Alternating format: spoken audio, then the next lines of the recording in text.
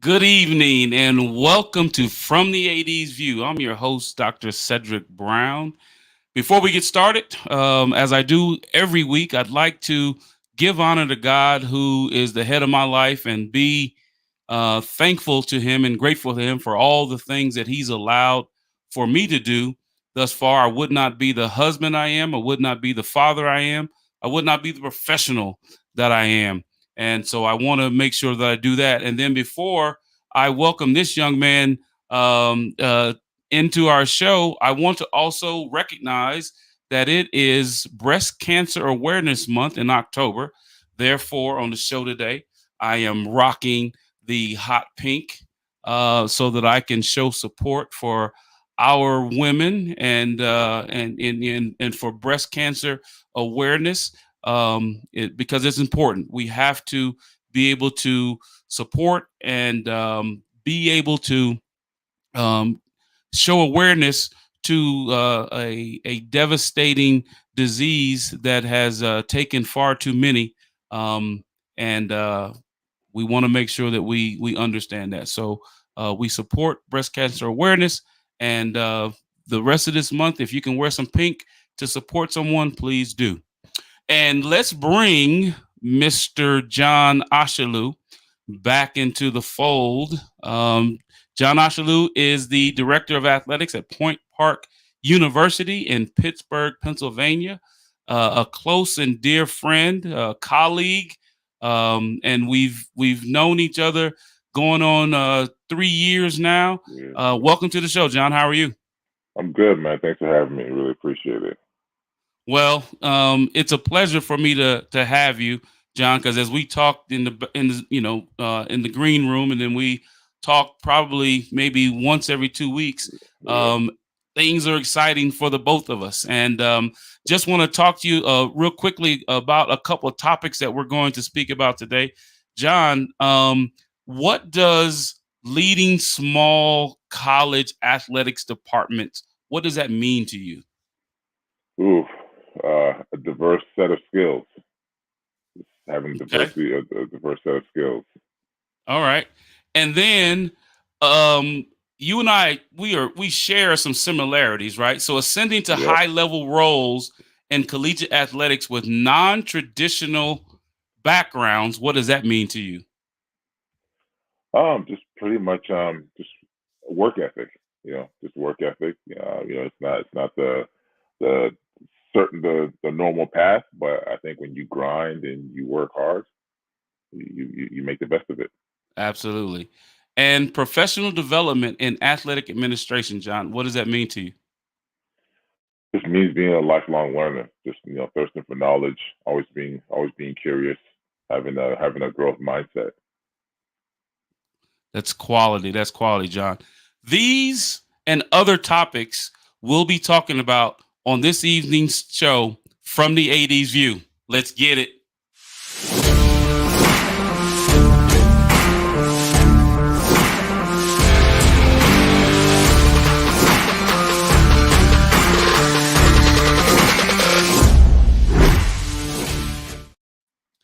Welcome back to the show. Welcome back to the show. The topics that we were talking about earlier are near and dear to both John and I. One, John, you have been a leader in athletics. You coached in college, right? Now you're in athletic administration. Um, let's delve in a little bit more and some of the things that we talked about pre-show. What is a common myth about small college athletics, John? I think some of the myths is that the some of the issues, some of the things that they do at the high level, that the small college administrator, you would be lost. You would not be able to understand or be able to problem solve. And I really think that it is really a myth because at the small college level, at the big college level, I think you always have the resources, whether it's resources of people or whether it's just resources of money to be able to take care of problems. And that's not always the truth. That's not always the truth at the small college level. I think that you really hone your ability to problem solve at a small college level because you don't have the breadth of people or the bank account, the resources in terms of monetary resources to be able to take care of problems. So I really think it's really like a training ground.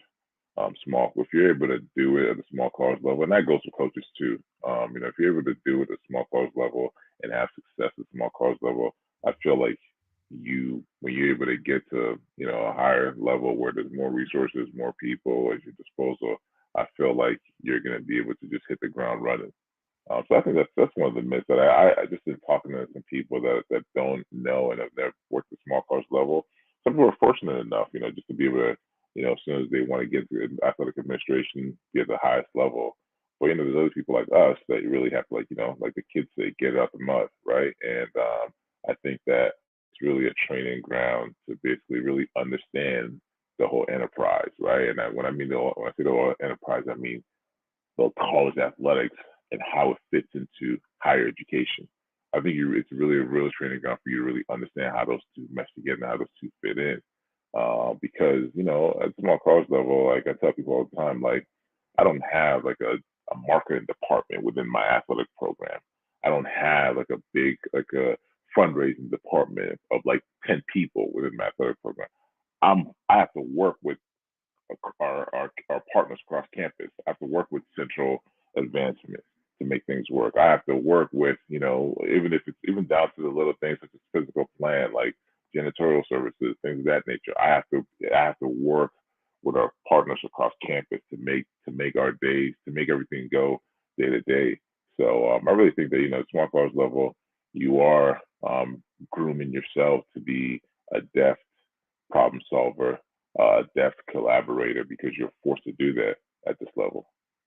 And I've seen that firsthand, John. Right, being in Pittsburgh, Sure. and being around you for Yeah. that 2 years in Pittsburgh. Yeah. What are some of the challenges, John, that you turned into successes while there at Point Park?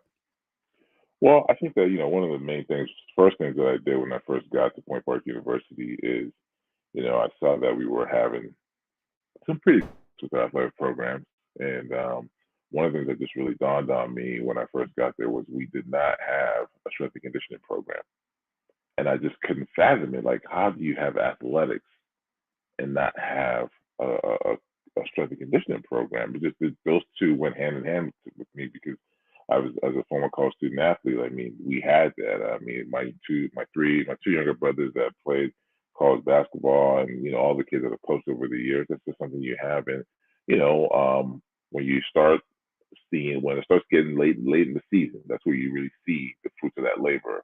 When we're talking about strength and conditioning and talking about whether you're suffering injuries or whether you're not, whether you're physically imposing yourself at the end of that season. Then obviously that's the most important part of the season.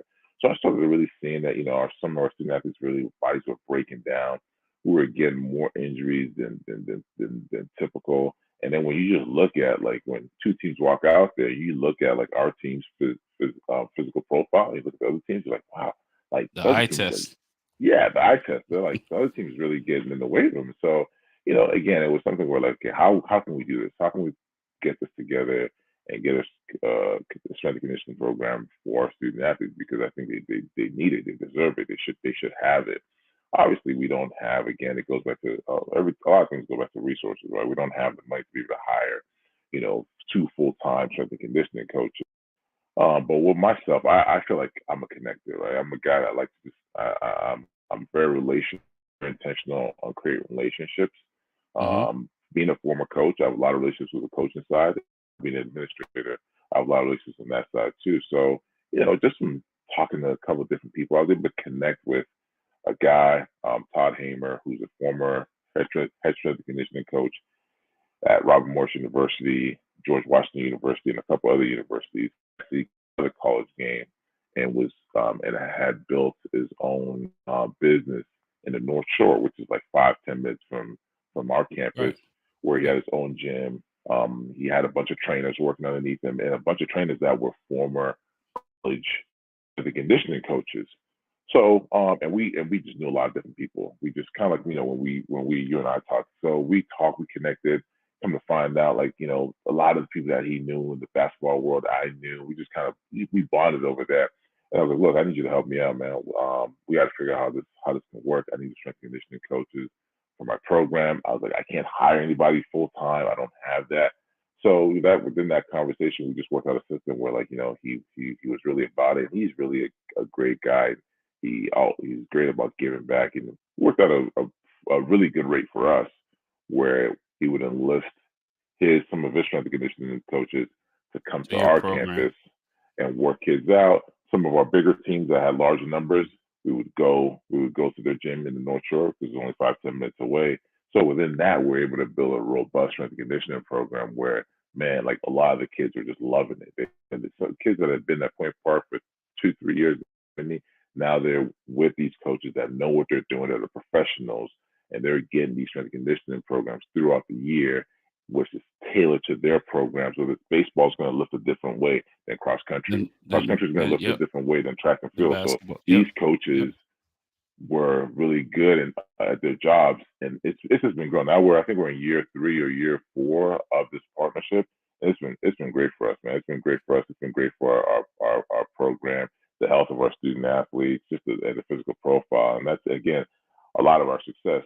I think is a result of not breaking down at the end of the season and Right. having that being able to pass the eye test. And it is probably also increased or enhanced the student success and the experience of your student athletes, which as an Of course, AD is yeah, your most important, it's the most important thing. it's the most important thing, and Yeah, the one aspect of your program as an athletic administrator that you want to always have is that the exactly, athletic experience, the student athlete experience is at its highest level, right? exactly. And then adding strength and conditioning to that has Yeah, given them another tool to put into that tool belt to of course. help them with their skill development, to help them with their strength and conditioning, to help them, with the prevention or the stave of being injured and things like Yeah, that, right? Because longevity of a student athlete being able to be on the field, on the court, on the yeah, track, on the course is the most important thing to them. Um, John, I've known you for a while, and I yeah. know how hard you work, and I know that you have given everything that you can when you were a coach. Now that you're an administrator, John, what have the experiences that you have had thus far?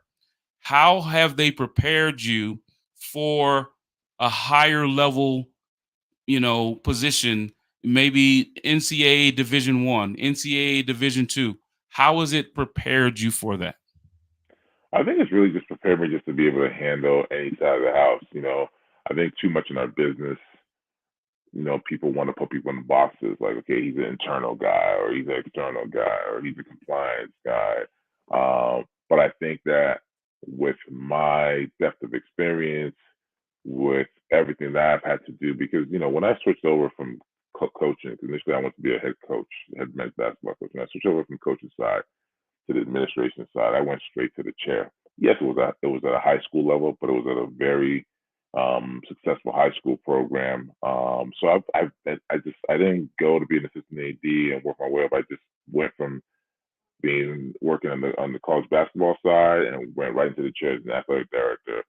So I think that with that experience, I've pretty much been able to touch a little bit of everything. Right, I have a little bit of experience in everything, and with it, we you and I talk about it all the time, especially when you talk about like Division One, even Division Two to a certain extent. They try to you got to go through a certain track, like, okay, whether you come through the compliance side, whether you come through the student life side, whether you come through the fundraising side.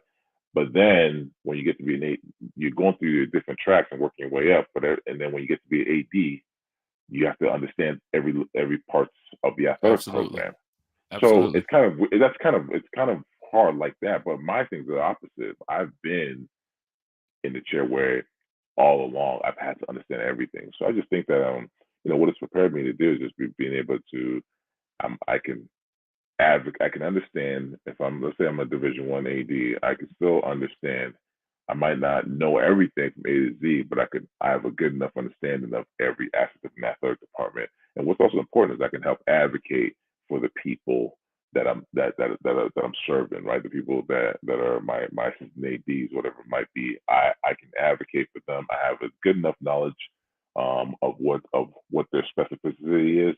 So I just think that it gives me all those experiences that you talked about that I have. It kind of just gives me a more of a holistic, well-rounded skill set, and also the viewpoint, the aspect to be able to advocate for people and be able to understand what they are going through and what their job entails and how their part fits the whole. And you will get there. Knowing what I know about you, John, and how hard you work and how dedicated you are for your student athletes, you will definitely get there.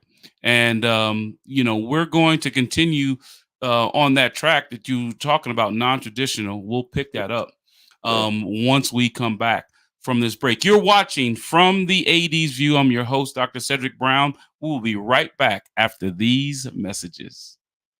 Water. It's everywhere. We drink it, we bathe with it, we cook with it. Coffee's made with water. Toilets won't flush without it. It's used for washing clothes, dishes, utensils, pots, pans, floors, and our teeth. Plants and crops need water, animals drink it, and fish need it too. And don't forget, we can have a lot of fun in the water. Water. What will we do without it?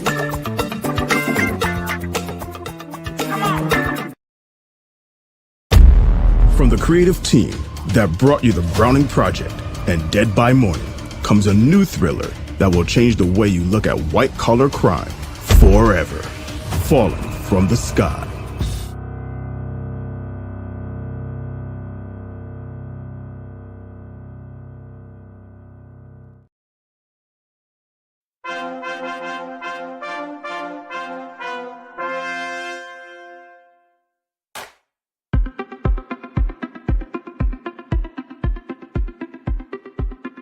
I'm Leon Thomas with the Leon Thomas Group. Podcast, virtual events, webinars, streaming shows, and so much more. We want to be your partner in all things virtual.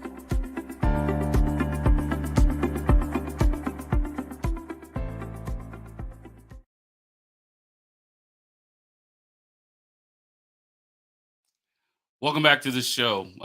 You're watching From the AD's View. I'm your host, Dr. Cedric Brown, and I would like to remind everyone, the viewers of the show, about the book that I wrote. It is I believe it's an easy read, right? It's informational. It's educational for young African American men that are aspiring to be athletic administrators and rise in the ranks of collegiate athletics. The title is on the screen: How Black Men Overcome Racial Barriers and the Status Quo in NCAA Institutions.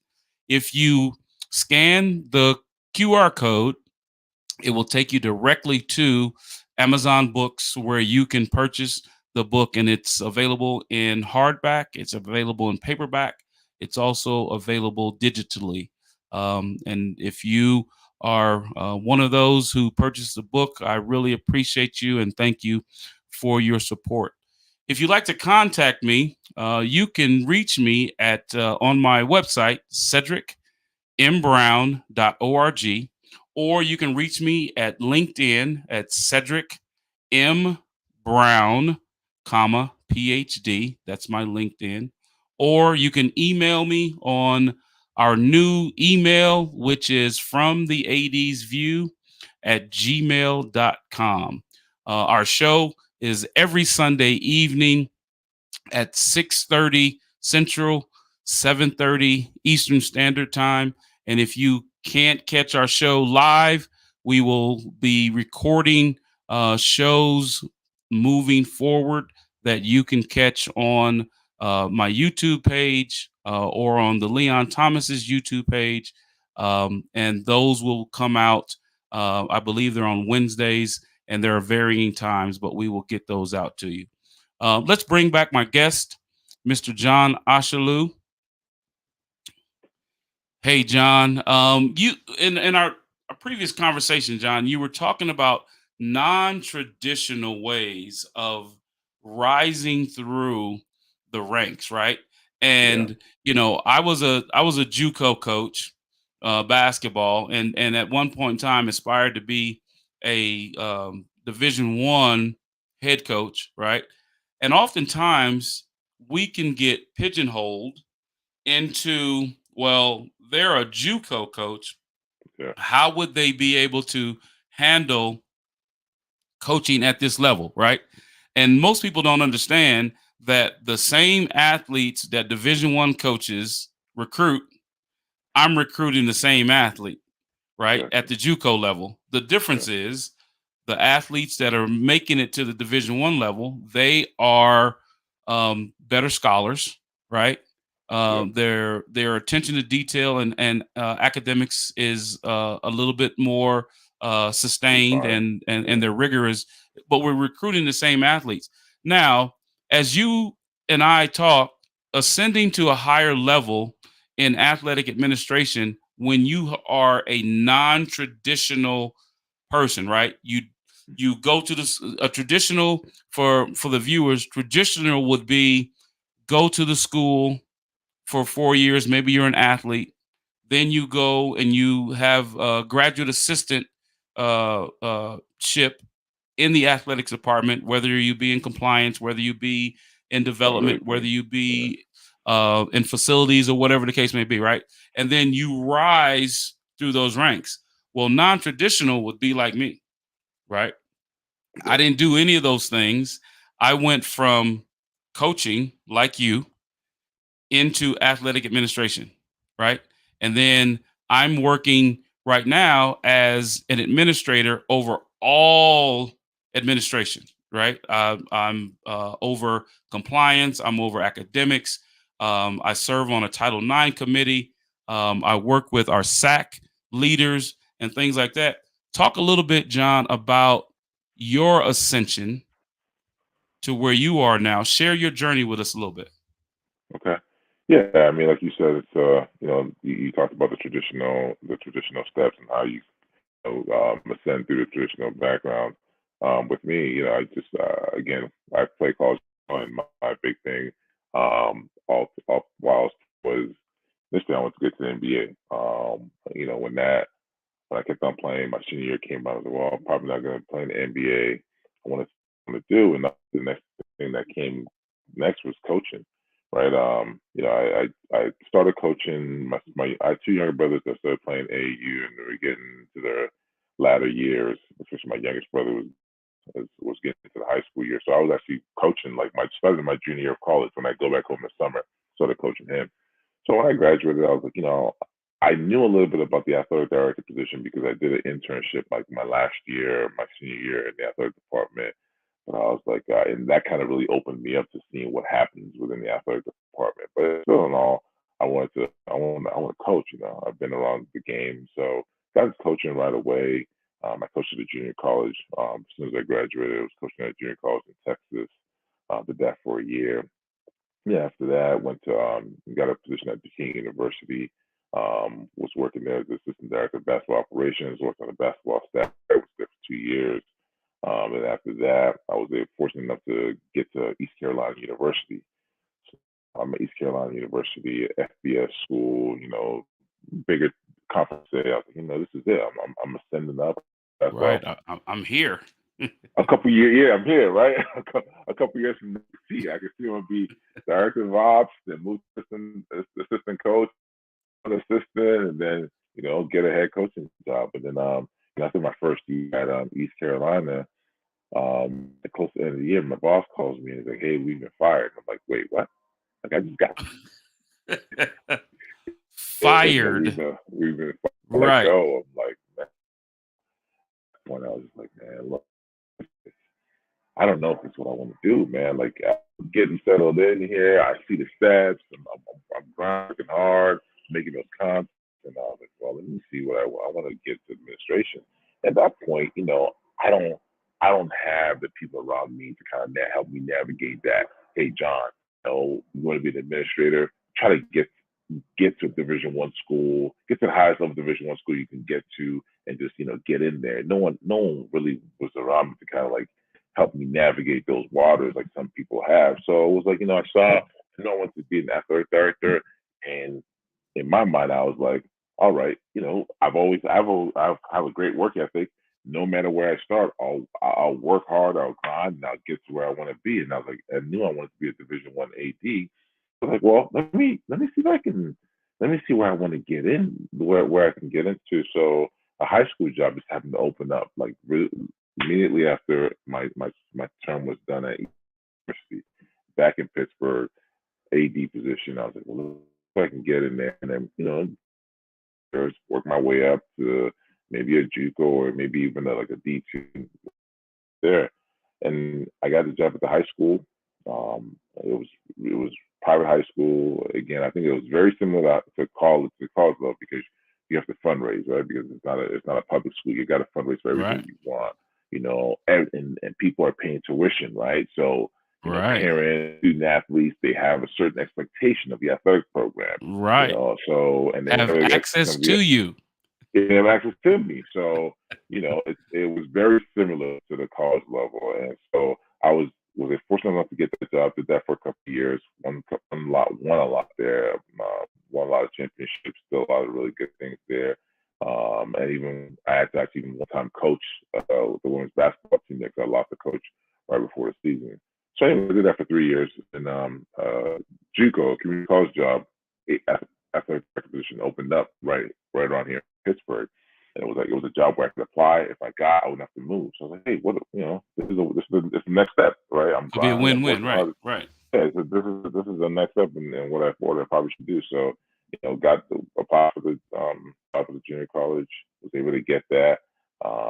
Did that for a couple of years. Again, hired some really good coaches, built the program up. Men's basketball was probably the best program there. They were always ranked nationally in the Division II junior college ranks. So I did that for a couple of years, and then the job opened up at Point Park University. Again, another step up, which would be a 4-year school now, not NCAA school, but still a 4-year school where I continue to learn, get better, work harder, and then 5 years later, I just started in my 6th year now. I'm at Point Park University. Again, last 3 years, we've won the commission in our conference as the best athletic program in our conference 3 years in a row. I did a lot of hiring, hired a lot of good. That's one thing that I said that it's probably like I think I'm really good at coaches, but I've At had a lot hiring talent. Right. and hiring Talent talent. Yes, acquisition. Right. Right. exactly. And Just your back to basketball coaching. program, men's basketball program was very successful. That was a brand new Yeah, coach that you just hired last year. yeah, Very yeah. successful Very season last successful. year, Yeah, tournament play and things like that. yeah. So John, you have sat on a lot of leadership committees. You Mm-hmm. spoke. You've spoken at different Some conferences. leaderships Yeah. symposiums and Mm-hmm. things like that. What does briefly as we close out the show, John? What does professional development do for young, aspiring, talented athletic administrators? What does professional development do for them and potentially for their career? I think two things that come to mind right now. I think one of the things is just kind of like it gives you it expands your knowledge base, right? I look at those things as like you're taking a doctorate level course in athletic administration. Mhm. It's kind of opened your mind up and you're learning more about the business because there's always more to learn. You can always pick up from different people and learn different things. So you add it to your tool belt. Another thing I think it does is it gets your brand out there, right? I think that's the only way you're able to Absolutely.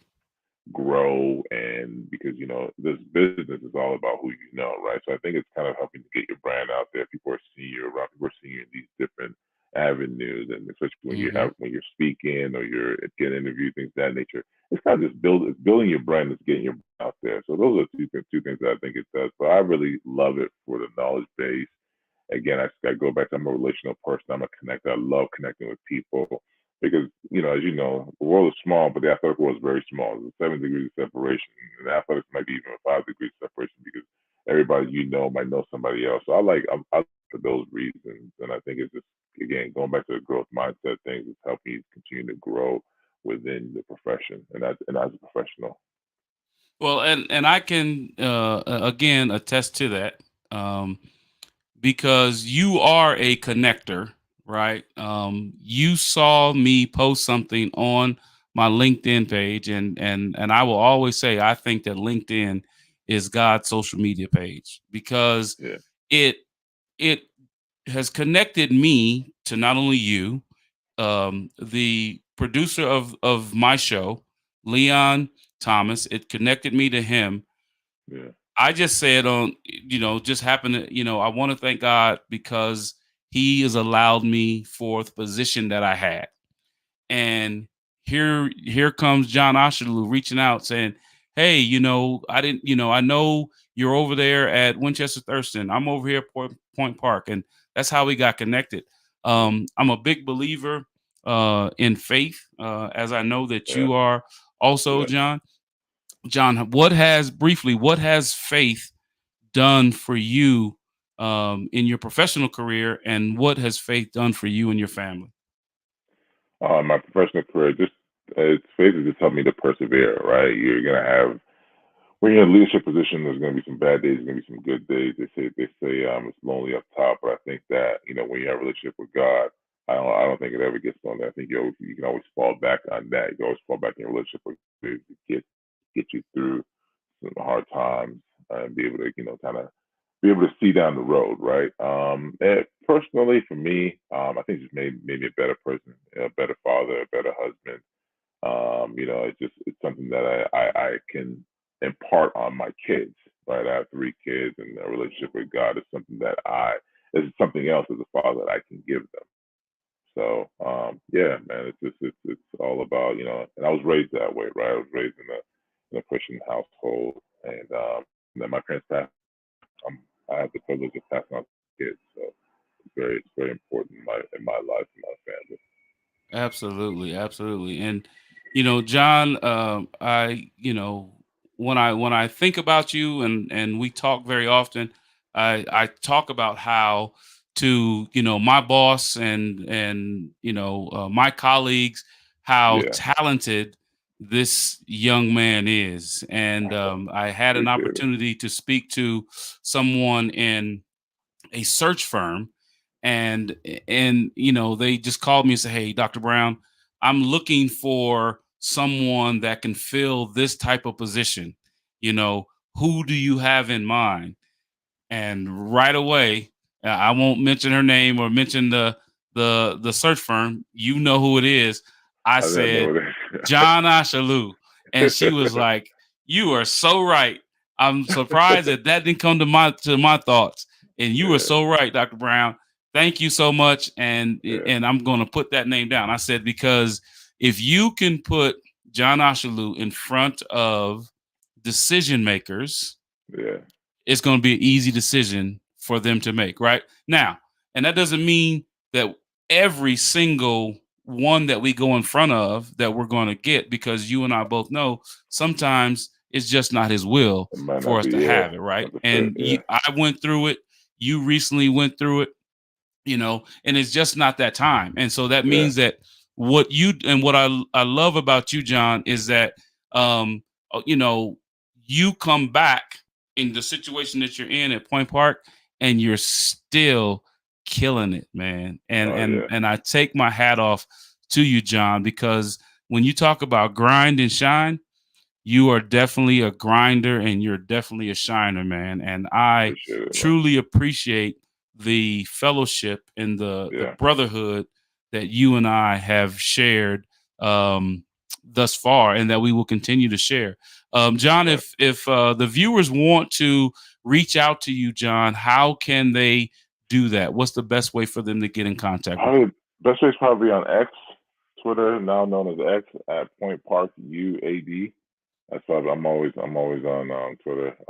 For better or worse, I'm always on Twitter. Whether Right, posting right. stuff about my family, my kids, or obviously my athletic program that I'm very proud of. And you FTAV viewers, remember, John Ashaolu hires great people. So Sure. if you go online and you look and you see that there's a job at Point Park University, you probably need to apply, because he's batting 1,000 and hiring good quality people. I don't know about So that. but hey, John, I appreciate you for being on the show, little bro. Thank you Nah, so much. Thank thanks you for so having me. much. It's a pleasure. And then Thank you. we'll be talking soon, but stay on, and I'll Yes, meet you sir. back in the green room after the show. Yes, sir. All right, I'd thank like you. to I thank appreciate it. John Ashaolu, the director of Point Park University, for being on the show today.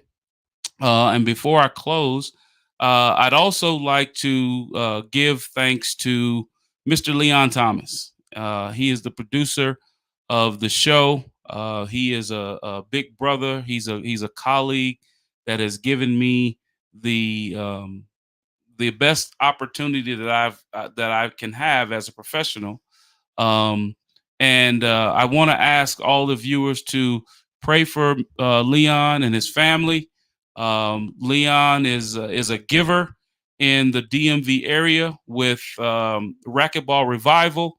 There's a lot going on there, but he's also a member of the community that is mourning the losses at Morgan State University and at Bowie State University, and then also dealing with some family personal things. So I want you to really reach out if you can. The Leon Thomas Group, which you can find on YouTube, or Leon Thomas Group, which you can find on LinkedIn. Just connect with him. He's a great brother um, to have in your life, because he's an angel sent down from heaven for me in mine and my family's life. And then also, again, please reach out to someone that you may know that has been affected by breast cancer, and you want to be as supportive as possible. If you can go to a organization that takes donations, the organization that you can go volunteer at.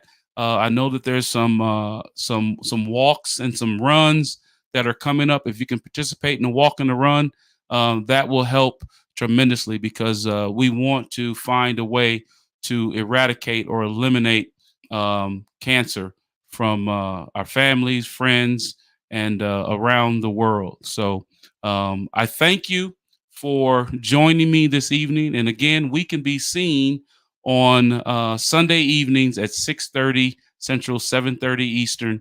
If you can't find us there, you can find us on a replay on my LinkedIn page or my YouTube page, or on Leon Thomas Group's YouTube page. Thank you all for joining us. Good night and God bless.